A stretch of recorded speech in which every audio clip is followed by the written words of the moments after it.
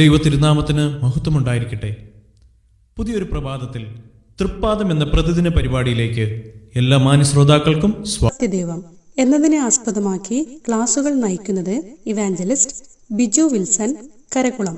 അത്യുന്നതങ്ങളിൽ ദൈവത്തിന് മഹത്വം, ഭൂമിയിൽ ദൈവപ്രസാദമുള്ള മനുഷ്യർക്ക് സമാധാനം. ഈ പ്രഭാതത്തിൽ എന്നെ തൃപ്പാദം എന്ന ശുശ്രൂഷയിൽ കൂടി ശ്രദ്ധിക്കുന്ന എല്ലാ പ്രിയപ്പെട്ടവർക്കും പ്രഭാതവന്ദനം. നമ്മുടെ കർത്താവായിരിക്കുന്ന യേശുക്രിസ്തു സർവ്വത്തിനും മീതെ വാഴ്ത്തപ്പെട്ടവനായ മഹാദൈവമാണ് എന്നുള്ള വിഷയമാണല്ലോ ഈ ദിവസങ്ങളിൽ നമ്മൾ പഠിക്കുകയും ചിന്തിക്കുകയും ധ്യാനിക്കുകയും ചെയ്യുന്നത്. നമ്മുടെ കർത്താവായ യേശുക്രിസ്തുവിന്റെ ദൈവത്വം എന്ന വിഷയവുമായി ബന്ധപ്പെട്ട് മറ്റൊരു വിഷയം ഇന്ന് നാം കർത്താവിൽ ശരണപ്പെട്ട് പഠിക്കാനായിട്ട് ആരംഭിക്കുന്നു.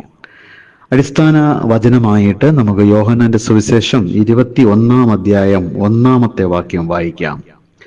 അതിന്റെ ശേഷം യേശു പിന്നെയും തിബരിയാസ് കടൽക്കരയിൽ വെച്ച് ശിഷ്യന്മാർക്ക് പ്രത്യക്ഷനാകുന്ന കർത്താവായ യേശുക്രിസ്തു. ചരിത്രം നമ്മൾ പഠിക്കുമ്പോൾ മനുഷ്യകുലത്തിൽ ആർക്കും തന്നെ പ്രത്യക്ഷമാകാനോ അപ്രത്യക്ഷമാകാനോ ഉള്ള കഴിവുള്ളതായിട്ട് ഒരിക്കലും രേഖപ്പെടുത്തിയിട്ടില്ല. ശാസ്ത്രം അതിനായിട്ട് വെമ്പൽ കൊള്ളുകയാണ്. ഏത് വിധത്തിലെങ്കിലും മനുഷ്യന് പ്രത്യക്ഷമാകാനും അപ്രത്യക്ഷമാകാനും കഴിയണം. ആ നിലയിലുള്ള കണ്ടുപിടുത്തങ്ങൾ ലോകത്തിനുണ്ടാകണം എന്നുള്ളതായിരിക്കുന്ന വ്യഗ്രതയിൽ ഇന്ന് ലോകം മുന്നോട്ട് പോവുകയാണ്. അതിന് വേണ്ടുന്നതായിരിക്കുന്ന ഗവേഷണങ്ങൾ ഇന്ന് നടത്തിക്കൊണ്ടേയിരിക്കുകയാണ്. എന്നാൽ ചരിത്രത്തിൽ ഒരു മനുഷ്യൻ ഈ ഭൂമിയിൽ ജീവിച്ചിരുന്നു. ആ മനുഷ്യന്റെ പേര് കർത്താവായിരിക്കുന്ന യേശുക്രിസ്തു എന്നാണ്. അവിടുന്ന് സ്വയം പറഞ്ഞു, ഞാൻ മനുഷ്യപുത്രനാണ്. മനുഷ്യപുത്രനായിരിക്കുമ്പോൾ തന്നെ മനുഷ്യർക്ക് ഒരിക്കലും ചെയ്യുവാൻ തക്കവണ്ണം കഴിയാത്ത നിലയിൽ അവിടുന്ന് പ്രത്യക്ഷനാകുകയും അപ്രത്യക്ഷനാകുകയും ചെയ്തു. മാംസമുള്ള, അസ്ഥികളുള്ള, രക്തമുള്ള, മജ്ജയും മാംസവുമുള്ള ഒരു സാധാരണ മനുഷ്യന് ഒരിക്കലും പ്രത്യക്ഷമാകാനോ അപ്രത്യക്ഷമാകാനോ ഒരു നാളും കഴിയുന്നതല്ല. എന്നാൽ യേശുക്രിസ്തുവിന് അത് സാധിച്ചു. തിരുവെഴുത്ത് നമ്മൾ പഠിക്കുമ്പോൾ യുക്തിചിന്തകന്മാർക്ക് ഒരിക്കലും ഉൾക്കൊള്ളുവാൻ തക്കവണ്ണം കഴിയാത്ത വിഷയമാണ് എങ്കിൽ പോലും പ്രത്യക്ഷമായി എന്ന് പറയുന്ന 3 രീതിയിലുള്ള വ്യക്തിത്വങ്ങളെ കാണാനായിട്ട് കഴിയും. ഒന്ന്, ദൈവത്തിന്റെ ദൂതന്മാർ പ്രത്യക്ഷമായി എന്ന് രേഖപ്പെടുത്തിയിരിക്കുന്നു. പഴയ നിയമത്തിൽ അബ്രഹാം പിതാവിനും അതുപോലെ തന്നെ യാക്കോബിന്, അതുപോലെ തന്നെ മോശയ്ക്ക്, അതുപോലെ തന്നെ ദാനിയേലിന്, ഇങ്ങനെയുള്ള പ്രവാചകന്മാർക്കും ഗോത്രപിതാക്കന്മാർക്കും ദൈവത്തിന്റെ ദൂതന്മാർ പ്രത്യക്ഷപ്പെട്ടതായിട്ട് വായിക്കുന്നു. പുതിയ നിയമത്തിലേക്ക് വരുമ്പോൾ മറിയയുടെ ഭർത്താവായിരിക്കുന്ന യോസഫിന് സ്വപ്നത്തിൽ ദൈവത്തിന്റെ ദൂതൻ പ്രത്യക്ഷനായി. മത്തായി 1:20. യോഹന്നാൻ സ്നാപകന്റെ അപ്പനായിരിക്കുന്ന സഹരിയാവിന് പ്രത്യക്ഷനായി. ലൂക്കോസ് 1:11. അതുപോലെ തന്നെ യേശു കർത്താവിന്റെ അമ്മയായിരിക്കുന്ന മറിയയ്ക്ക് ഗബ്രിയേൽ ദൂതൻ പ്രത്യക്ഷനായി എന്ന് ലൂക്കോസ് സുവിശേഷം 1 അധ്യായത്തിൽ രേഖപ്പെടുത്തിയിരിക്കുന്നു. ഇങ്ങനെ ദൈവത്തിന്റെ ദൂതന്മാർ മനുഷ്യരുടെ മുൻപിൽ പ്രത്യക്ഷമാകുകയും അപ്രത്യക്ഷമാകുകയും ചെയ്തിട്ടുണ്ട്. രണ്ടാമത് പ്രത്യക്ഷമാകുകയും അപ്രത്യക്ഷമാകുകയും ചെയ്തത് മരിച്ചുപോയ വ്യക്തികളാണ്. അതായത് മരിച്ചുപോയ വ്യക്തികളാകുന്ന മോശയും ഏലിയാവും ഈ ഭൂമിയിൽ കർത്താവിന്റെ മുമ്പാകെ പ്രത്യക്ഷരായി എന്ന് മാർക്കോസിന്റെ സുവിശേഷം 9 അധ്യായത്തിന്റെ 4 വാക്യത്തിൽ കാണാൻ കഴിയും. നമ്മുടെ കർത്താവായിരിക്കുന്ന യേശുക്രിസ്തുവിന്റെ ഭീകരമായിരിക്കുന്ന മരണം താങ്ങുവാൻ തക്കവണ്ണം കഴിയാതെ ഭൂകമ്പം ഉണ്ടായ സമയത്ത് കല്ലറകൾ പിളർന്നു. ആ സമയത്ത് കല്ലറകളിൽ ഉണ്ടായിരുന്ന അനേകം വിശുദ്ധന്മാർ ഉയർത്തെഴുന്നേറ്റു എന്ന് നമ്മൾ വായിക്കുന്നു. നമ്മുടെ കർത്താവായ യേശുക്രിസ്തുവിന്റെ ഉയർത്തെഴുന്നേൽപ്പിന് ശേഷം അവർ നഗരത്തിൽ ചെന്ന് പലർക്കും പ്രത്യക്ഷമായി എന്ന് മത്തായി ചരിത്രകാരൻ രേഖപ്പെടുത്തിയിരിക്കുന്നു. മത്തായി 27:53. ഈ ഭാഗങ്ങളിൽ നിന്നും പ്രത്യക്ഷമായതായിട്ടും അപ്രത്യക്ഷമായതായിട്ടും പറയുന്നത് 1, ദൈവത്തിന്റെ ദൂതന്മാർ, 2, മരിച്ചുപോയ വ്യക്തിത്വങ്ങൾ.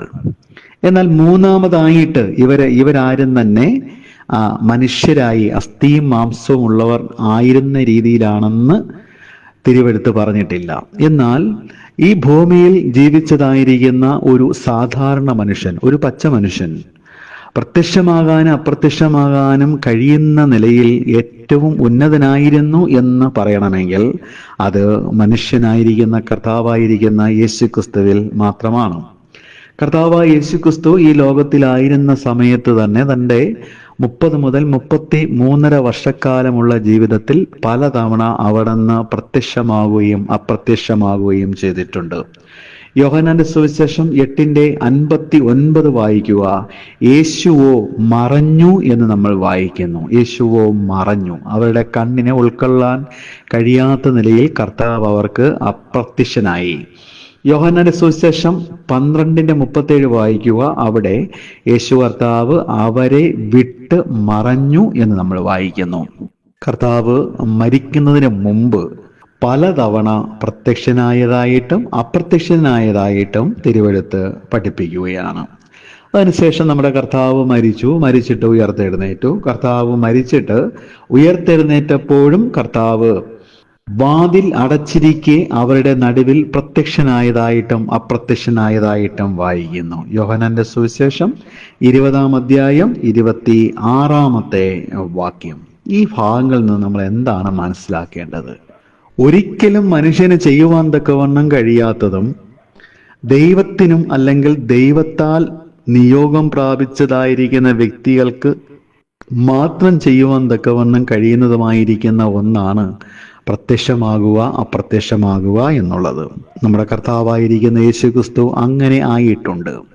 ഈ ലോകത്തിലുള്ള പുരാണങ്ങളും മറ്റു പുസ്തകങ്ങളും വായിക്കുമ്പോൾ ദേവന്മാർ പ്രത്യക്ഷമായതായിട്ടും അപ്രത്യക്ഷമായതായിട്ടും അവരുടെ പുരാതന കെട്ടുകഥകളിൽ രേഖപ്പെടുത്തിയിട്ടുണ്ട്. എന്നാൽ അതുപോലെയല്ല ഇവിടെ. യേശുക്രിസ്തു ചരിത്ര പുരുഷനാണ്, അത്ഭുത പുരുഷനാണ്.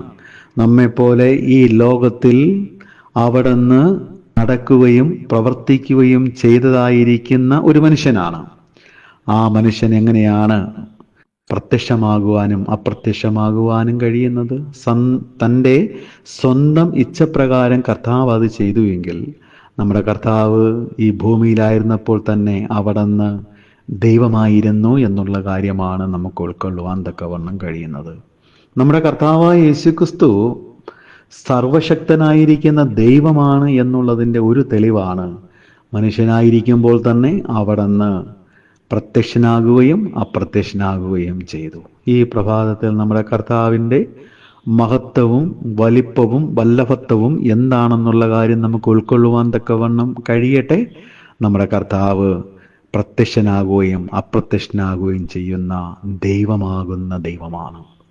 ഈ പ്രഭാതത്തിൽ നമ്മുടെ കർത്താവിനെ കുറിച്ചുള്ളതായിരിക്കുന്ന ഒരു പുതിയ ചിന്തയോടുകൂടി നമുക്ക് ജീവിക്കാം. ഭാവിയിൽ നാമും പ്രത്യക്ഷനാകുകയും അപ്രത്യക്ഷനാകുകയും ചെയ്യുന്നതായിരിക്കുന്ന ഒരവസ്ഥയിലേക്ക് രക്ഷിക്കപ്പെട്ട എല്ലാ മനുഷ്യരും മാറ്റപ്പെടുവാൻ തക്കവണ്ണം പോകുന്നു. ആ കൂട്ടത്തിൽ താങ്കൾ കഴിയുമോ? താങ്കൾ രക്ഷിക്കപ്പെട്ട ഒരു വ്യക്തിയാണോ? സ്വയം ചിന്തിക്കുക, തീരുമാനമെടുക്കുക. ഈ കർത്താവിനെ സ്വന്തം രക്ഷിതാവും ദൈവമായിട്ട് സ്വീകരിക്കുന്ന ഏത് വ്യക്തിക്കും പാപമോചനം കിട്ടും. യേശുവിൻ്റെ രക്തം സകല പാപവും പോക്കി അവരെ ശുദ്ധീകരിക്കും. ഈ പ്രഭാതത്തിൽ നമ്മുടെ കർത്താവ് മഹാദൈവമാണ് എന്നുള്ളതായ ചിന്തയോടുകൂടി പഠനത്തോടുകൂടി കർത്താവിൻ്റെ അതിശ്രേഷ്ഠത മനസ്സിലാക്കിക്കൊണ്ട് ഈ ഭൂമിയിൽ കർത്താവിന് വേണ്ടി നമുക്ക് ജീവിക്കാം.